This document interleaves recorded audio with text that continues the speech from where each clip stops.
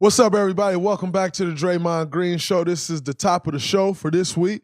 And reminder that we are live on AMP for all of these top of shows. So if you want to first listen, make sure you check it out on Amazon AMP. Follow us over there. But as you know, you can always find it on the channels anywhere you watch your or listen. You watch on YouTube. You can listen anywhere you get your podcast. It'll still be there. But that's just a simple reminder. The NBA, there is never a dull moment. There's never a slow week. It's just constant news flow in the NBA. Madness. It's trade deadline week, as we all know. That is coming up Thursday, 3 p.m. 3 p.m. Eastern time, if I'm not mistaken. So we know we got that madness coming up. We already know about the madness with Kyrie and getting traded to Dallas and the whole thing, which we'll get into. But first, let's get into last night's game. For last-minute amazing deals on tickets, not just to the Dubs games, but your favorite NBA team, check out Game Time, the fastest-growing ticketing app in the U.S. And it doesn't stop with the NBA. Game Time has tickets to the NFL playoffs, NHL, and college basketball games. Even concerts and comedy shows, too. So if you're in New York and you want to go see the Knicks take on Cleveland or the Lakers, Game Time has you covered. Or if you want to see Adam Sandler live tonight, this weekend, anytime soon, download the Game Time app, create an account, and redeem code GREEN in all caps for $20 off your first purchase. Terms may apply. Again, create an account, enter the code GREEN, that's GREEN, for $20 off. No matter where you live, get out and have some fun this week. Download Game Time today. Last minute tickets, lowest price, guaranteed. First game without Steph. And Klay Thompson came out and was Klay Thompson. I'll tell you what, Klay Thompson came out last night, had 12 threes, absolutely incredible performance. Somebody asked me in a press conference about the one shot where he waved Jordan through and shot the three in the corner. Absolute bullshit shot. I'm just going to put that out there right now. But if you watch the clip, as soon as he waved Jordan through and he went to corner, you see my body start to turn. I'm already going back on defense. I knew it was going up. He was having that type of night. And when Klay is having that type of night, you got to expect a couple of those. Quite frankly, when he's not having that type of night, you got to expect a couple of those. But I can't tell you how that feels. I don't know how that feels. So I can't really dive into that mindset of taking that shot because I just don't know how that feels. But in saying that, as nostalgia watching Klay shoot like that against Oklahoma City. The only thing different was that it just wasn't in Oklahoma City. But as I'm watching him have that game while we're playing, I had a better seat than you. I couldn't help but think back to Game 6, 2016, where Game 6 Klay was kind of boring. And it just brings a different energy over the body. Like it puts the mind in a different place. You just feel good. So as I'm watching him have this game and he's lighting these dudes up, I can't help but think if it was Kevin Durant in that jersey and it was Russell Westbrook in that jersey. And you think back to that moment, which was such a huge, incredible moment. But nonetheless, Klay came out. I think he finished the game with 42 points. Like I said, on 12 threes. As great as he played, I didn't think it was 12 threes. Which says a lot because Klay, when he's scoring like that, he pouring on. And it's loud. But I just didn't feel like he had 12 threes. I knew he was lighting them boys up, but I did not think he had 12 threes. Who was aware, though, was Jordan Poole. Because Jordan, as you see, by the way, Jordan played one of the best games I've ever seen him play. And I know, people have seen him get 40, I think, or, 30 over and over. He played the best game I've ever seen him play. As you know, I'm not one that's just going to watch points and say, oh, man, this guy played great. Guys score 20 in this league, 30 in this league, and play like shit all the time. So that's neither here nor there. But the game Jordan Poole played last night, at one point, I think he had 2 points and 7 assists. And that says so much about the game that he was having because it was just in the flow. He was making the right play.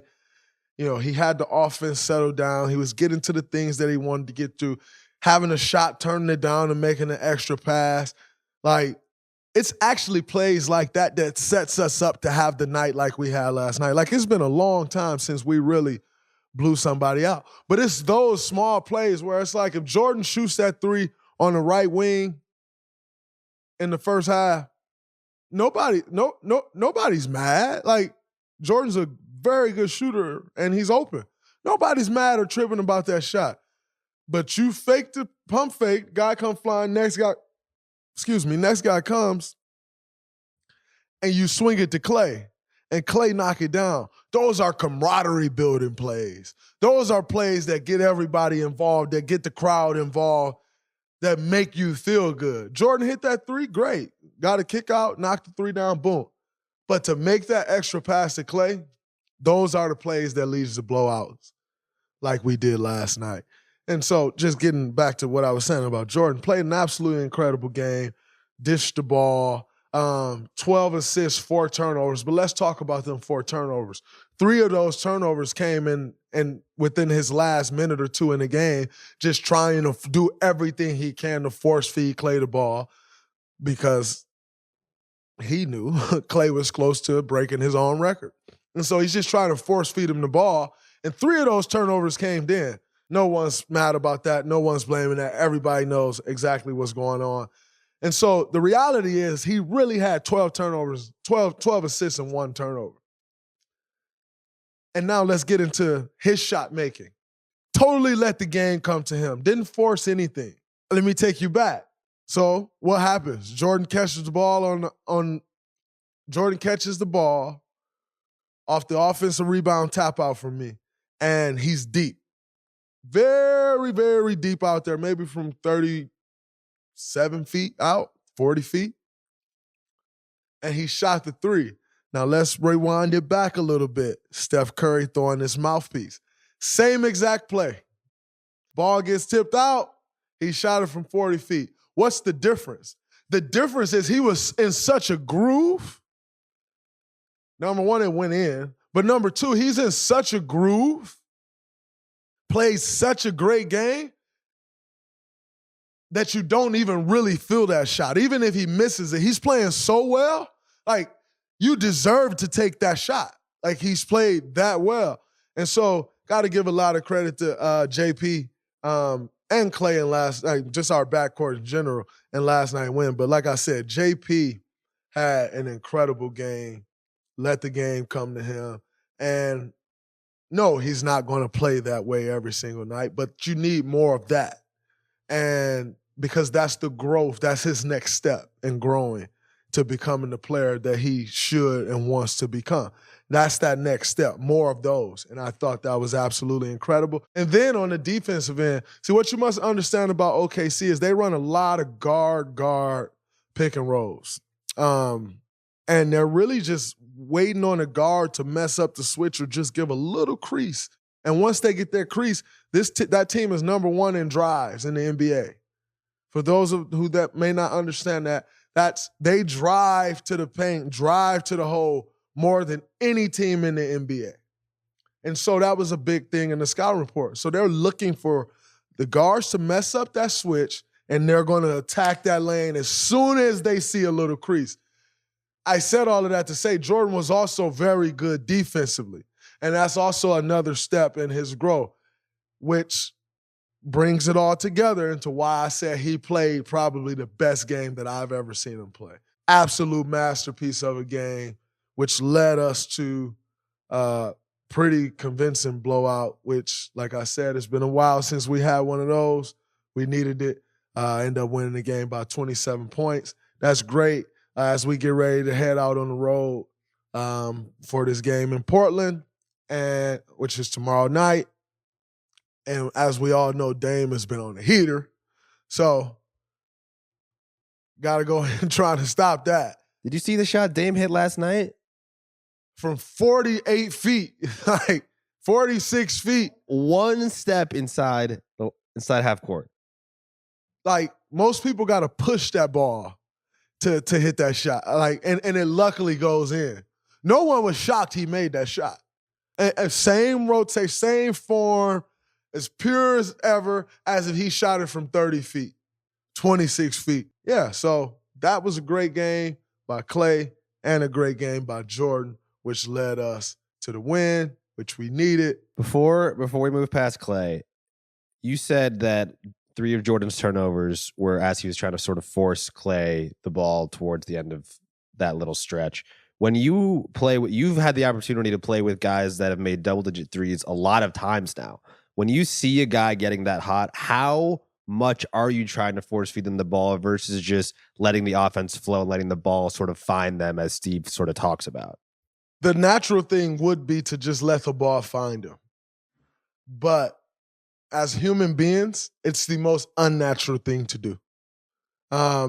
The reality is, and the thought process is that the ball has found them the whole game. It'll still find them. But we're blowing him out, and you know he's going to come out at some point, so you can't really just flow with the offense. See, here's the thing about when Klay has these type of nights, or when Steph has these type of nights, is we usually blow people out when they have these type of nights. And so there are times where you'll see guys have these type of nights around the league, and like they're down the stretch in the game the last 4 minutes. Very rarely do those guys have that type of night and the teams are still in it. I can't recall many, if any. And so, yes, you're supposed to let the ball find him and all of those things, but that human element comes in like, yo, he's hot and we're going to do everything we can to find him. And so you have everybody screen. So then what happens? Everybody's running looking for him to screen, so then he ends up in like bunches and like he's not open because everything's bunched up. And then you're trying to force the ball through like 4 people and you get turnovers. Like I've seen this quite a few times now. And I've also done it. Like, I'm either the passer or the screener and trying to get him open. It sucks because you end up hurting more than you're helping. But in saying that, the natural thing and what a great teammate is going to do is what we do, is do everything you can to find him, do everything you can to screen for him, get open. Because ultimately what it ends up being is your heart's in the right place. Like, you know it's all coming from a good place. And with that, you can live with it. So I understand what Jordan was going through, for sure. I think it sort of is dependent on the context, like you're talking about the OKC game, the real Game 6 Klay game was a playoff game, a really important one. But where does this game rank on like the hottest you've seen Klay, where you're like, oh my, you feel every shot's going in? It can't. I mean, he's had so many great nights, obviously, but he came out firing. This one's up there. Obviously, it's OKC on a soft Monday, right before All-Star break, dog days. Not much, the game doesn't mean a ton. So that's going to drop it automatically. Like, you can't put it above Game 6. And then the 60-point game, or, like, that was crazy. 37 and a quarter. Like, I mean, I've seen this dude have some nights. So I can't put the Monday game against OKC 4 games before All-Star break up there. But just in terms of his shot, I mean, he hit some tough ones. He got some easy ones, but he hit some tough ones. And, I mean, that's Klay, though. Like I spoke about the one where he dribbled to the corner. He didn't dribble to the corner and miss that bad shot. He dribbled to the corner and missed it and slapped his hands like it was supposed to go in. Like, bro, that's an awful shot. Like, but he thought he's supposed to make it. I just can't. I can't get my mind there. I don't. But that's not me. Like, I don't. But he actually believes he should have made that shot. And then, you said and you think about it, and the reality is that's why he's capable of having the nights that he has. Because Lord knows the shot clock would have been running down. I would have felt bad about taking that shot. So I guess that's the difference between me and Klay. Obviously, his shot's better than mine, but the mindset, this man slapped his hands and ran back like he shot a good shot and missed it. Dude, you just waved Jordan Poole out the way with two people over there. No problem. Shot an awful shot. Gotta love Klay, man. He's the best. But yeah, it may be top 5 in terms of hotness, but it just don't really have the same punch because he does that very thing in very high pressure moments, high pressure situations. Now let's get into Steph going out. Steph is, I don't know. I've heard 3 weeks. I've heard multiple weeks. I've kind of heard all this, the same thing that you've heard. But what I will say is this: I think it's important to see how Steph body reacts over the next few days. Just with him being in pain, just how the pain subsides and how his body recovers over the next few days. Because the reality is, if you've read up on the injury at all, when I need to know things, I go to Dr. Google. And if you've read up on the injury at all, it's one of those things where it's kind of like a pain tolerance type thing. And, when you have acute injuries like that, those first couple of days are brutal. You're feeling that pain like nobody's tomorrow. But depending on how that pain subsides, that'll probably determine whether he's out for 3 weeks or whether he's out for 5 weeks. No one knows because, again, it's one of those things. And so I'm hoping, fingers crossed, that, over the next couple of days, the pain will start to subside a little more and then you kind of get a better outlook. But right now, no one knows. Absolutely sucks. My question, not really, it's more of a rhetorical question or just one that you're really just thinking about is he had got kicked in that same spot essentially game before. Did that have any bearing on him getting hit? Once he got hit there, did it have any bearing on that? There's never really a way to know if that did or if it didn't. But definitely going to be out for the All-Star game is what I've heard, which sucks. But is an opportunity for someone else to get in, and Steph still gets his All-Star appearance. So never, as much as that sucks, it's also an opportunity for someone else to add one to their resume. So that's always great. And maybe De'Aaron Fox, guest of the Draymond Green Show, can get his first one. Maybe De'Aaron Fox, definitely. Maybe Anthony Edwards, possibly Anthony Edwards. We'll see. I think those are probably the two front runners for the replacement spot. Me personally, I don't think you can go wrong either way. If I had a vote, as much as I think De'Aaron Fox deserves to get in. And I mean, De'Aaron Fox is an all-star, and he should have been an all-star even without replacement consideration. But if I had a vote, I would probably put Anthony Edwards in, and here's why.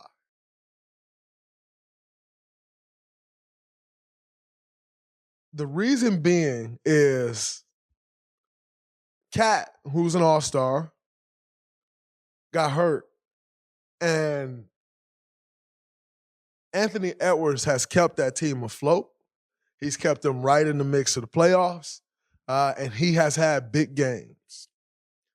So that may be why, if I had a vote, that I would vote Anthony Edwards. But again, by all means, De'Aaron Fox is an all-star. Point blank, period. Now, on top of my reasoning for Anthony Edwards getting in, I also say the Kings already have an all-star in, but they are also a top 3 seed. So should they have to, if they have 2 players that's capable? Probably so. the number 2 seed got 2 subs in Jaren Jackson and Ja Morant. Number 1 seed didn't get 2 in Denver, but if Jamal Murray was healthy longer, they would have gotten 2 in. So you can make the argument that they are the 3rd seed and they should get 2 in. And I can't argue that because, again, De'Aaron Fox is an all-star.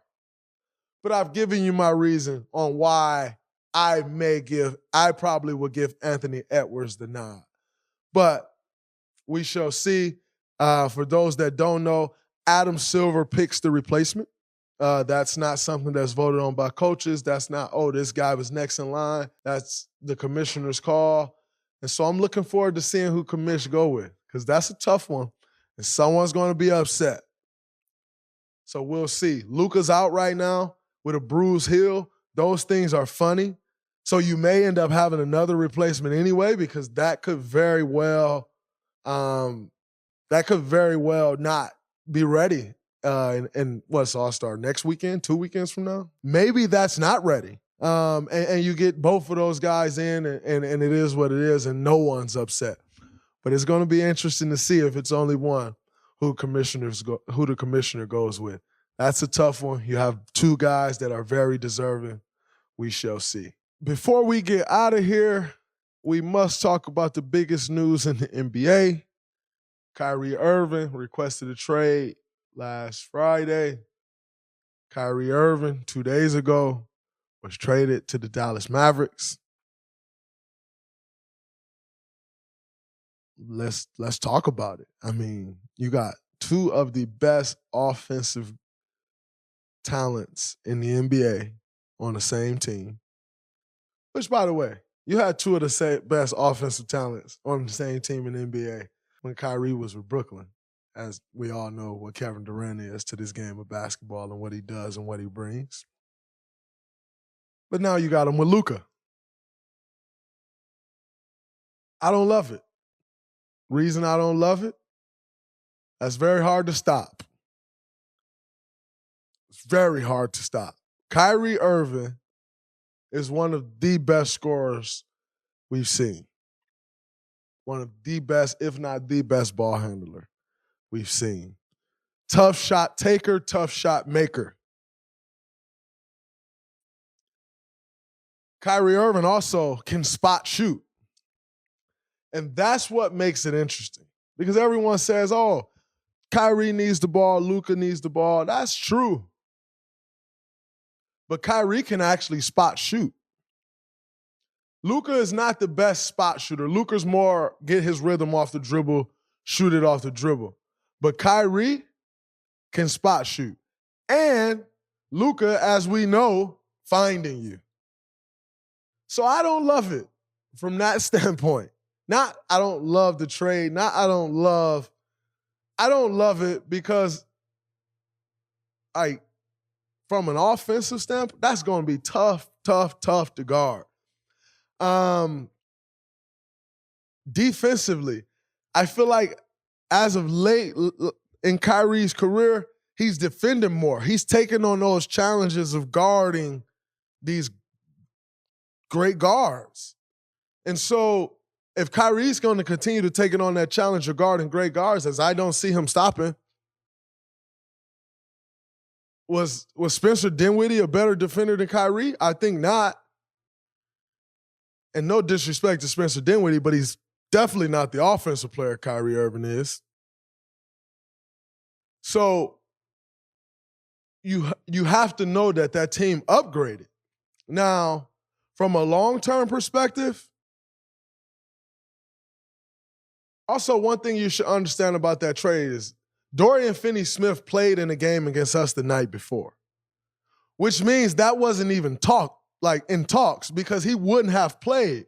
Because if he gets hurt in that game, that blows the whole trade up.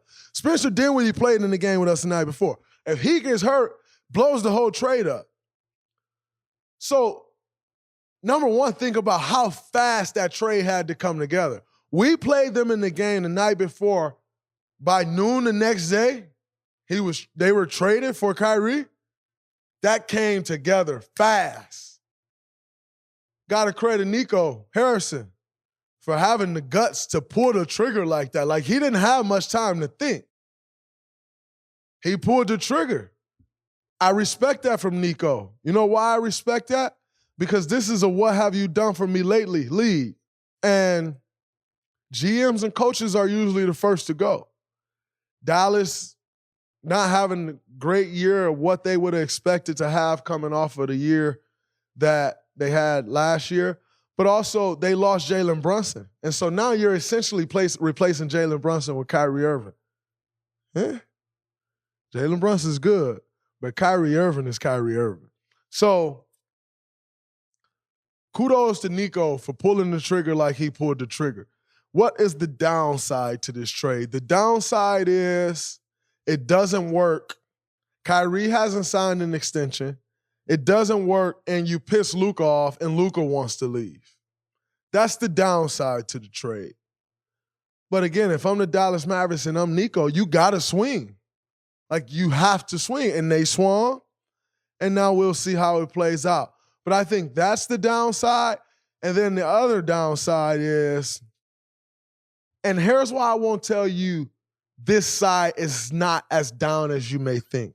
But the other side is Kyrie didn't sign an extension and Kyrie walks, and you traded a first-round pick, you traded second-round picks, you traded Spencer Dinwiddie, you traded Dorian Finney-Smith. So if Kyrie walks this summer, leaves your roster in a tough spot. But here's why it's not as down as you think. Because if Kyrie does walk, that's $40 million off your caps, off your books. Christian Wood is a free agent. That's another $15 million off your cap. So that's $50 million. And it's Dallas with a superstar there. Can you go attract somebody to put next to Luka even if Kyrie does walk? You have the cap space to do that. And so even if he does walk, you're not in the worst position because you still have cap space to go out in free agency and get someone. Dallas isn't a bad city, no state taxes, got Luka Doncic there. Mark Cuban spends money on the team. The list goes on and on. So it's not as down as you think in most situations where if you traded for this guy and he walked in 4 months, it's not all bad because you get all that cap space and you can go out in free agency and you can swing and you can possibly attract another superstar or a damn good second option. And so I give credit to Nico with the trade.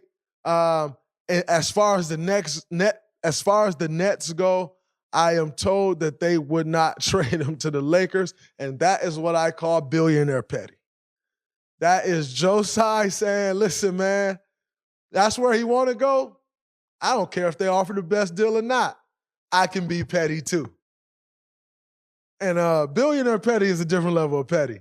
And not many people can compete with billionaire petty.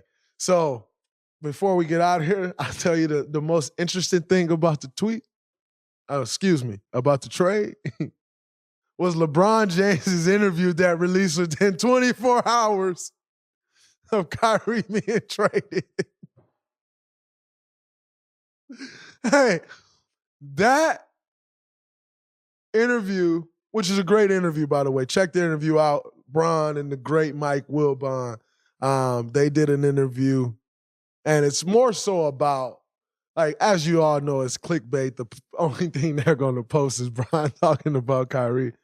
But if you actually watch the interview, like, Bron's talking about passing Kareem, which is incredible, talking about how he wants to do it. He don't want it to be a free throw, and all of these things. So it's a great interview. You got two GOATs sitting there having a conversation.